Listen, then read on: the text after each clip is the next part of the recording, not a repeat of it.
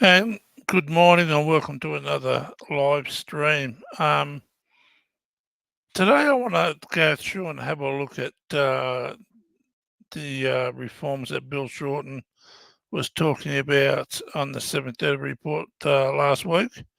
I just wanted to go through it bit by bit and just pull apart what was being said by Bill Shorten and Jordan Steele John.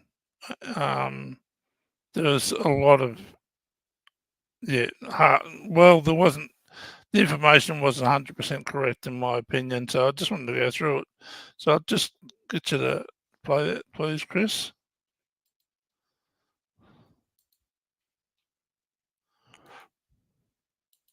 Now this will go for about 9 minutes, but we'll stop it as we go through so we can talk about it. We promise to make the NDIS a priority and not penalise people with disability for wanting to live fulfilled lives. And we promise to restore trust in the scheme. The exponential growth of the National Disability Insurance Scheme and the billions of dollars in funding it requires is widely acknowledged to have put its very viability in doubt. When the Albanese government came to office, it commissioned a review of the scheme by the man regarded as its founder, Professor Bruce Bonahady, and former senior retired public servant Lisa Paul. The status quo is not an option. The scheme, as it is today, is not sustainable. This legislation absolutely needs to pass. The NDIS has grown into a colossus that has over 170,000 service providers, everything from high care personal services to lawn mowing, and is funding the needs of a much broader part of the community than had ever been anticipated. In the May budget, the government announced cuts to the scheme of $14.4 billion over 4 years, a cut only designed to stop costs blowing out further. The savings are supposed to be delivered by legislation introduced by Minister Bill Shorten in March. But on Monday, after a Senate inquiry, the Greens and opposition voted to delay the bill for another 2 months, to the ire of the government and the NDIS minister, who says the delay will cost $1 billion. You can't let this scheme grow like Topsy without putting some swim lanes in place. That's what this legislation is doing. It's the start of a process. But for the next 8 weeks, I really don't believe we're going to hear a new argument that hasn't been put in the last 6 months. One of the senators pushing the delay is the Greens disability spokesman, Senator Jordan Steele John. They have dropped large amendments right before the hearings or right before the debates, which have given no time for legislators or for advocates to analyse whether they address the many concerns the community have about the bills. While the politicians tussle over the timeline for the legislation, the proposed changes have unsettled many who appeared before the Senate inquiry.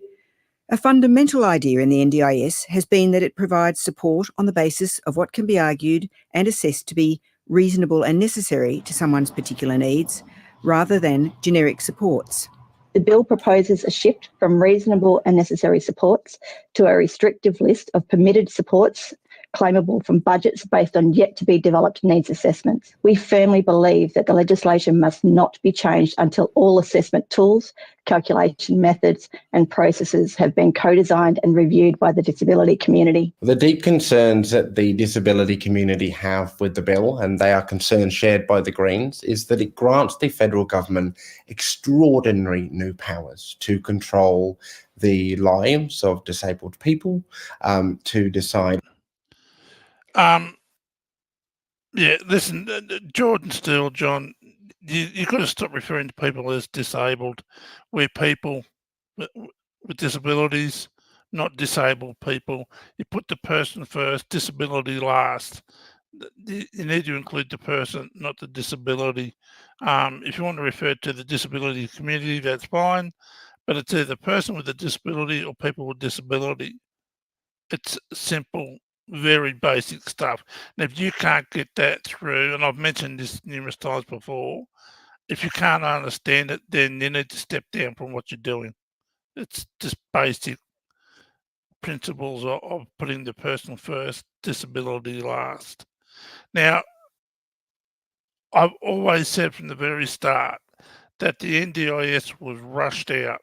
The trial period was not long enough, and that net was not cast wide enough to look at all the different types of disabilities. And there's one thing that the government and other vested interests have completely misunderstood, was that people with disabilities, if they couldn't get financial support from family, then they simply went without. And now we have this thing where the NDIS is going to provide all these things. Of course, they're going to be cost blowouts. But the biggest part of that cost blowout, in my opinion, was as soon as the NDIS was introduced and put out to the community, every damn state government dropped all their disability services and literally pushed people onto the NDIS. That's what all state governments did. They have a large portion of the blame for this, for the cost blowouts to the NDIS, the way the state governments dropped all their services. I was asked a few years ago to support a disability advocacy organisation to keep funding while every other disability service was being dropped by the state government. And I supported it because I truly believe that to have true advocacy, we need someone completely independent of the NDIS, of the state and federal governments. That's why I supported that organisation.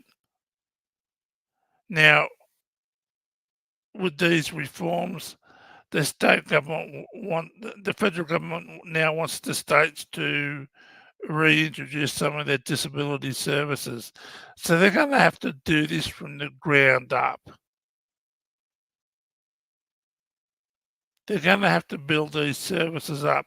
They're going to have to recruit people to work for these disability service organisations that are run by the state. And where are they going to pull them from? The first place they're going to look is people working for the NDIA staff. They're going to get them out from there and put them into the state government-run organisation, pay more money. So there's more money, another cost blowout. So what do? We were all pushed onto the NDIS by the state governments. Every state government did it. And all they wanted to do was have that golden parachute to save millions of dollars. So I had no sympathy for the states, none whatsoever. They used that as a golden parachute, a great escape clause to save millions and millions of dollars, push everyone onto the NDIS. The NDIS was supposed to grow at 8%. It's currently growing around 20%. And of course, we've got to rein the costs. And how do we do that? So that's one point or a couple of points that I wanted to put forward. Just play that in, say that in, please, Chris. Yep. Oh, thank you, Diana. I appreciate your comment. If you have any questions, during the show, please just feel free. I'll answer them as soon as possible. Okay, you want to start that in there? Thanks, Chris. Which supports we can receive, and it also removes really important legal protections which we currently have to challenge agency decisions when they get something wrong. And it does all this while also inserting a number of new methods and processes that will decide how we are delivered supports, the amount of money we receive, and the way in which we are assessed. I've got to agree with Jordan Steele, John, with this point. The times I've gone to the NDIA, and I spoke to different people, and I never got a clear answer. I'll give you one example. I wanted some funding for a talking microwave oven because I'm blind. And the lady I spoke to during our conversation, I asked her, "Do you know the difference between being blind and being vision impaired?" She had no idea what the difference was. I had to explain it to her. So how can we rely on NDIA staff making decisions when they don't know the basics? You know, I know people who applied for hoists to get from the bed to a wheelchair, or from the wheelchair to a toilet, and the NDIA staff member asked the most basic, what do you need it for? How do you use it? What about safety? Well, shouldn't they know all these things if they're making the decisions on the funding? And what happens if those people get it wrong? We need a process where we can appeal these decisions. Now, nobody's perfect. People make mistakes, unfortunately, especially when it comes to the basic fundamental things that people with disabilities need. And just because people have similar disabilities doesn't mean we have similar problems, similar difficulties. So we need to have the NDIA staff trained.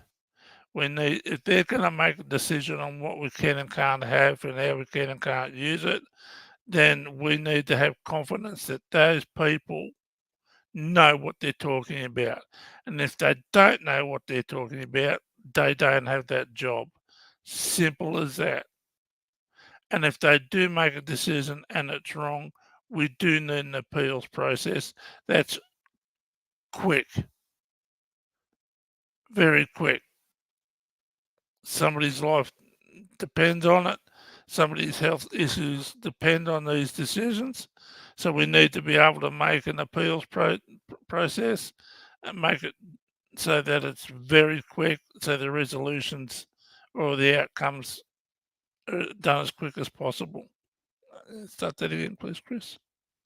For access to the scheme. When we hear some of the scaremongering that reasonable and necessary supports will not be provided, that's just wrong. When I hear people say there'll be no review of decisions made in the scheme in the future, that's just a lie. When I hear people say that we're just jamming a particular needs assessment, we're going to do it by co-design. It's not just the disability community that is concerned about the bill. A key recommendation of the Bonner-Haedy-Paul review was that some of the NDIS workload be transferred back to the states to continue their former roles in the sector as part of a broader disability ecosystem involving several layers of support, which includes institutions like schools. But the states and territories have also expressed concerns about the bill. The states and territories have a really important role to play here. They're being asked by the federal government to begin delivering services and supports which they have not delivered for 10 years. They have made a submission to the inquiry saying the bill is not what they agreed to. We need them to come forward, give evidence, get into the specifics, tell us what, where, when and how. One common criticism is that the bill has been introduced before the government has even made a formal response to the NDIS review or to the Disability Royal Commission. In terms of the NDIS review, we are responding in parts as we go. We'll have more detail on more of the issues. This legislation isn't trying to enact the whole review anyway. We just want to get on with stuff. And this is not the end of the journey. This legislation merely says, hey, we want to make sure that money is not getting wasted. A separate stream of work has been going on this year, which goes to the heart of the question of fraud in the NDIS. There have been accusations of fraud in the scheme, sometimes involving organised crime, with stories of NDIS money being used to buy drugs and alcohol or expensive overseas holidays and cars. That's on top of shocking stories of physical and sexual abuse. The reports there of people abusing and rorting the system, organised crime. Look, I know people who rorted the system, people with disabilities, support workers. It's, I think it's more than $4 billion to what Bill Shorten has said in the past. I think you could at least triple that. I'll give you one example. A woman around where I live, she provides one-on-one supports to 3 people for 12 hours a day. Well, the last time I checked is 24 hours in a day. She's got 3 clients she provides one-on-one supports for 12 hours a day. That's 36 hours. Plus, she's an extended family member of these people. So, how do we overcome these people rorting the system? Well, a good step is having a national registry for all support workers, independent support workers, and for support workers who work through a service organisation. At this stage, all you need to do to become a support worker and earn $114,500 a year is have an ABN number. That's all you need. You don't need insurances. You don't need a police check. You don't need a working with children's check. You don't need first aid, CPR, or any other specialty services that a person with a disability may need. Someone with dysphagia or dysreflexia. Dysphagia is someone who has trouble swallowing and they start to choke and they have to clear out the airways. Now, that's a specialty task. Someone has to be trained specially, special training for that. You just don't get somebody off the street with no knowledge, no experience performing procedures like that. Dysreflexia usually occurs for people who are quadriplegics or has a spinal cord damage up in the thoracic spine, and the system kicks into overdrive. All their organs will start working way harder than they should do. And there are certain things that you can do to help stop that from happening once it starts. If you don't get it quick enough, it can kill within 20 minutes. So that's another specialty field that people need to be trained for. You can't have people walking off the street getting an ABN number working as a support worker. Utterly ridiculous.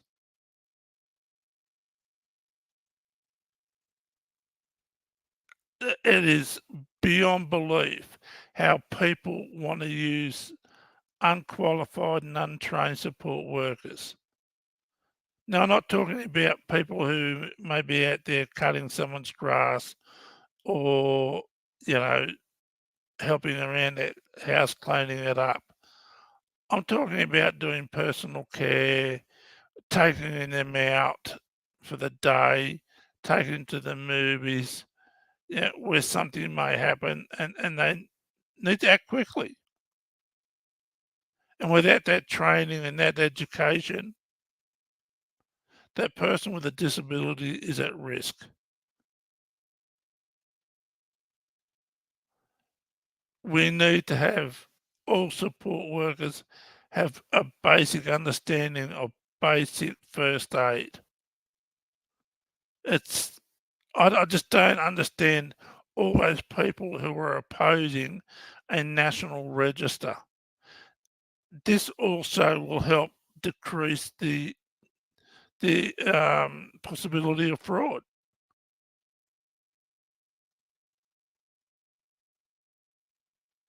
The government will be able to see what each disability worker is doing, because there needs to be reports done, daily tasks, whether they're achieving their goals, what they're doing each day. So they're getting value for money. Now, I had one woman contact me late last year. She had a son who had an intellectual disability. He got one-on-one support for a couple of hours a day. He was taken out, and they did different things. Then, for some strange reason, he got 2 support workers to take this woman's son out. And what did they do?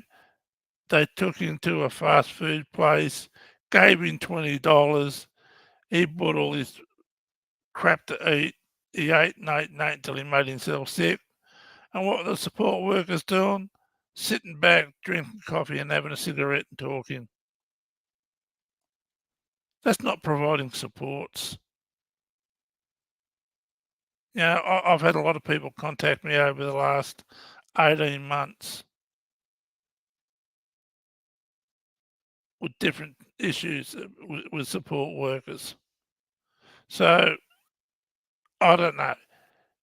A national register, trained staff, trained support workers. I know Dr. George Teleporkis, George Teleporis. Sorry, that's an inside joke. I do apologise to George Teleporis. He referred to support workers as bum wipers, and all they're there to do is wipe bums and cut up carrots. They're his words and not mine. He belittled a whole workforce, 180,000 support workers. He just belittled and degraded.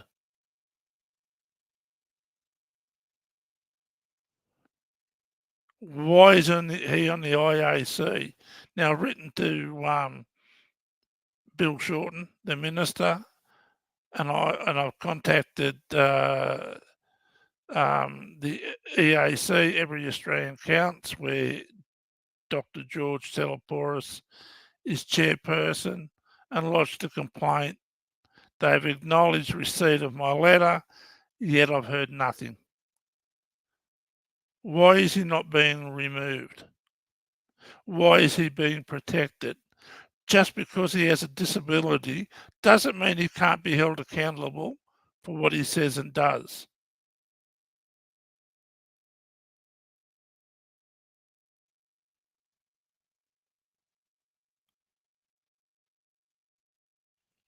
There's a whole lot of reforms that need to happen, and it's going to take time. Sometimes change, it seems though it's going to be really scary and things are going to be worse. But it doesn't have to be like that. We can keep an eye on the NDIA and the government who's running it. They just can't get away with things. They're held accountable through the United Nations. They're held accountable through elections. They're held accountable through the court system. We have lots of avenues to take action if we think or believe we're being treated unfairly. Okay. Much of this stems from the fact many providers of NDIS services do not even have their most basic details registered with the organisation that runs the scheme.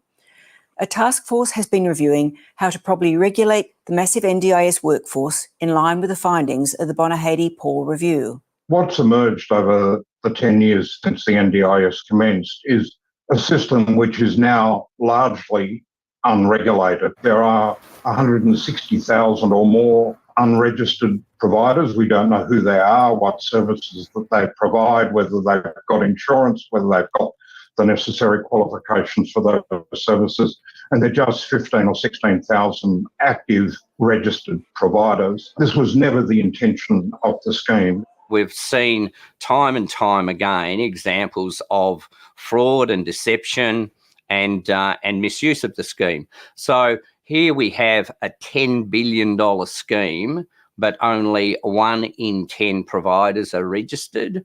We think that that is extraordinarily problematic, both from a quality and safeguarding perspective, but also from a fraud perspective. Some disability advocates are unhappy about the idea of a more regulated workforce. We're talking about people who are required and are supported to play a vital role for disabled people in our families. They're the folks that help us have a shower. They're the folks that help us get out of bed and engage with community. They're the therapists we work with. They're an integral part of our lives. And we as disabled people want to retain the ability to decide who comes into our home and who provides us with those supports. Which support worker? Are they respectful? Do they understand our condition? And these are rights, and I would argue protections, that we desperately need to retain. And are Absolutely right there, Jordan. I agree with you 100%. We have the right to choose who we want to have as a support worker. And just because we have a national registry or don't have a national registry means we're going to lose out. You can still pick whoever you want as a support worker, so long as they're registered and qualified. Nurses have to do a 4-year university degree, and they do ongoing training at their own expense. People who work for the New South Wales Health Department, they all do specialised training in the areas that they work in. The police, they do specialised training in the areas that they work in. So do firemen, doctors. So why shouldn't independent support workers be held at the same standard as everyone else? Why? Answer me that. You know, people with disabilities don't lose their freedom of choice of a national registry. They can choose whoever they want, so long as they're registered, they have all their qualification, insurances, first aid, all the rest of it. You still have your choice. It's just that now the government wants all these support, 160,000 independent support workers, to be held accountable just like every other person in the workforce. Doctors, nurses, police, firemen, teachers, social workers. Everyone's held accountable to what their jobs are. Everyone. And you're saying that these independent support workers shouldn't have to be held accountable? Shouldn't have to have the same, have to have a proper education on how to do certain tasks, to have first aid, CPR, insurances?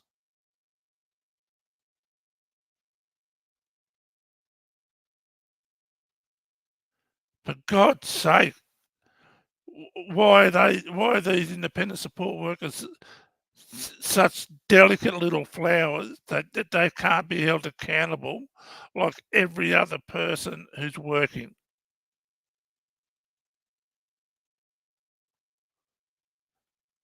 All you're doing is scaring people and then distressing people and telling half truths. A national registry does not remove your freedom of choice.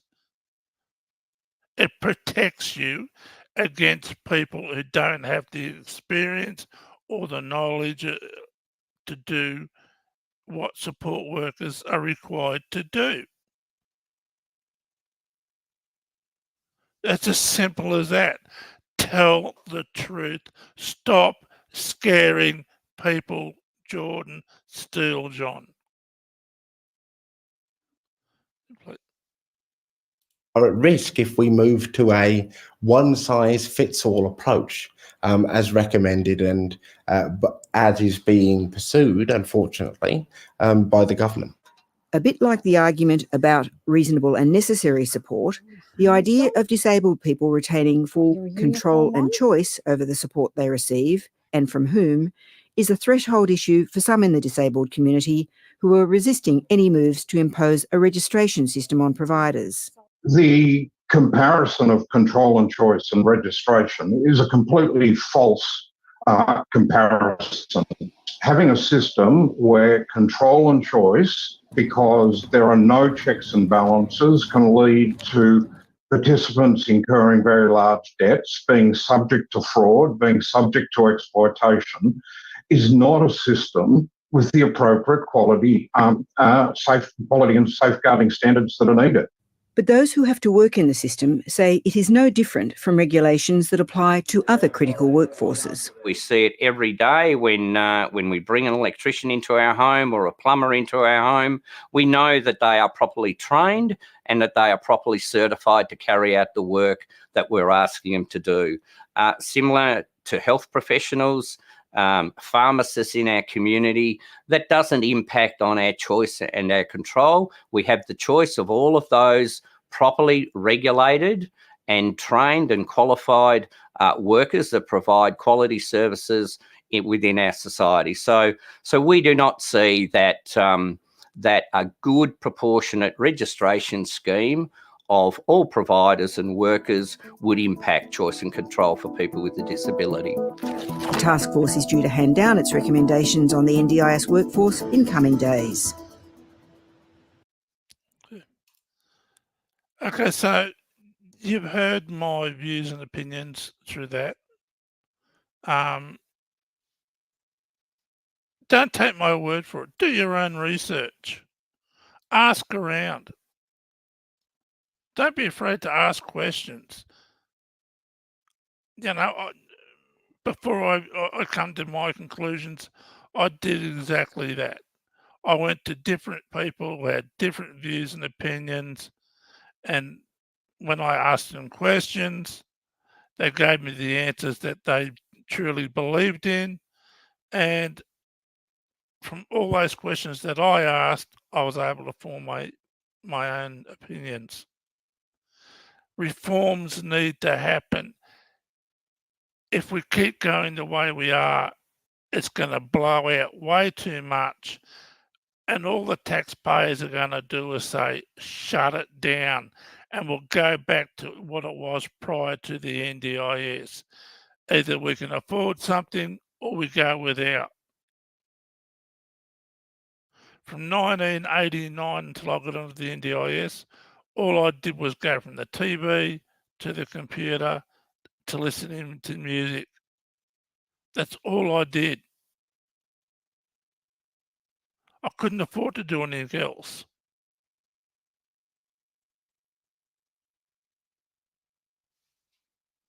I just went without because I couldn't afford it.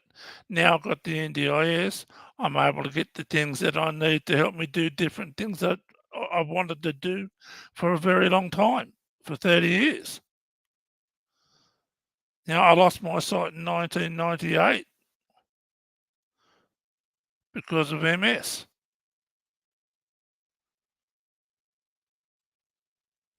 And there's a lot of things that I want to do. And it's going to take time for me to achieve what I want to achieve. I can't rush out and do it all at once. But if I didn't have the NDIS, all I'd be doing is going back to the way it was. TV, computer, music. That's all I did. Now, my first 25 years, I lived without a disability. I've turned 60 this year. So when I turned 25 was when I acquired my first disability. So from the age of 25 to the age of 60, I've lived with disabilities. And if I had my choice, I'd rather live without my disabilities. I don't want disabilities. I'd rather go back to the way it was. But it's never going to happen. So I have to make the best of what I have. And if we have to modify the NDIS to keep it, then that's what we need to do. Every taxpayer has the absolute right to know where their tax money is going, how it's being spent, if the outcomes are being achieved, and if it's not, how it can be fixed. And that's all that's happening. Just because things are changing doesn't mean it's going to be worse. Yes, there are some things that I am concerned about.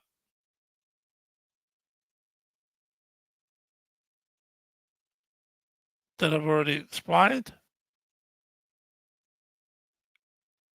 But this is not going to happen overnight. The first part of reforms are going to take 4 years. So let's do the transition and work with the government, work with the service organisations to not just improve it for us, to improve it for all of those people who are going to follow in our footsteps. Let's make it better for them. Let's make it much easier for them to achieve what they want to achieve and not have to face the discrimination and bigotry that we face on a daily basis. It's a long-term process. It's going to take decades to get it right. But let's do it by taking the first step to the reforms. We need the reforms. We need a national register for support workers. There are so many people abusing the NDIS.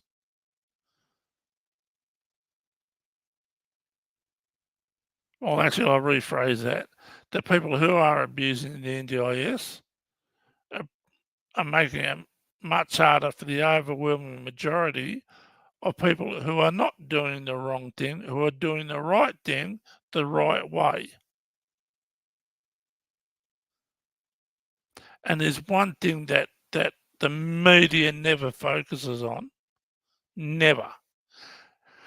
And that's with the introduction of the NDIS and all these support workers coming in, is the education.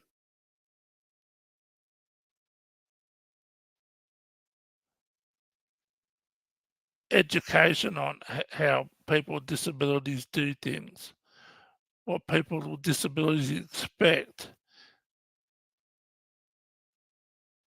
what they want to achieve.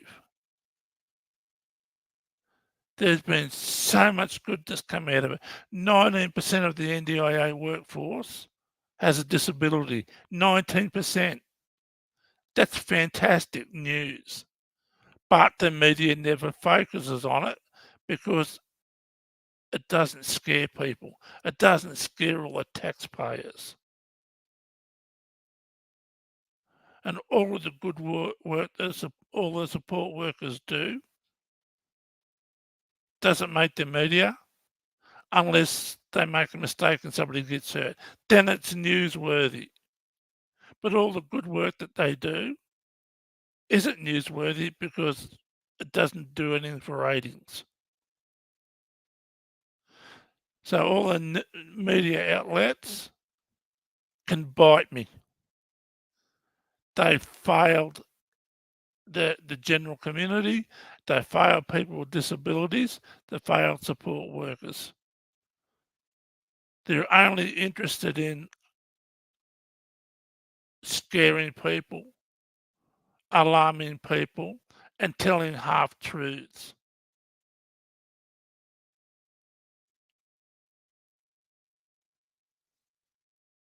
The only time the NDIA makes it onto the news is when there's something going wrong.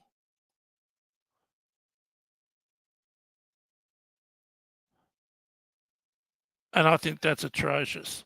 I sit there and I listen to these news stories and it's all about the taxpayers this and the taxpayers that.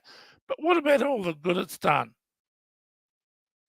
They focus on the minority of people who do the wrong thing because it's good for ratings. It's good for selling newspapers. Will bite me. And bite us all, actually. I think the media outlets are pathetic. I really do. But we need these reforms. Let's just dissect the reforms as they come out and then make comments on it. Let's not go out and deliberately scare people and tell half-truths.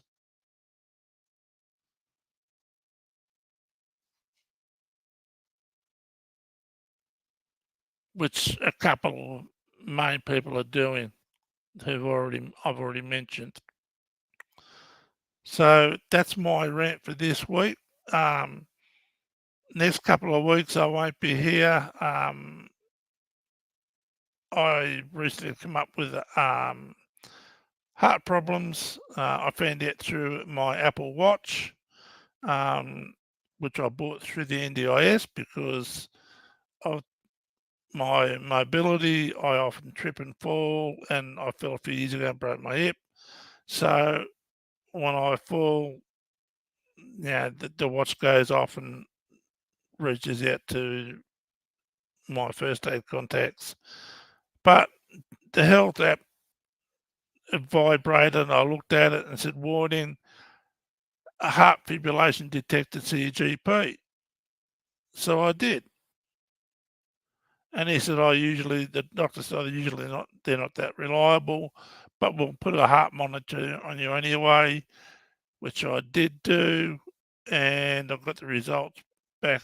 He rang a week later and he said, you need to come down and see me straight away. You've had quite a few issues. My heartbeat went from 67 up to 177, then would drop back down again. So I went and seen a cardiologist and they found a leak in one of the valves. So, the next couple of weeks I'm on new medication. It's really challenging for me at the moment. So the next few weeks I'll be taking off. But in the meantime, if you want to contact me, I'm on LinkedIn, or you can send me an email at blindadvocate007@gmail.com. And if you have any questions or you want to report a story or you want to come up and talk about an issue that's important to you, please contact me. I'm here for you. I'm here for everyone to have a voice. So I don't know if there's any questions in the chat. No questions. All right, we might end it there. Okay, thanks everyone.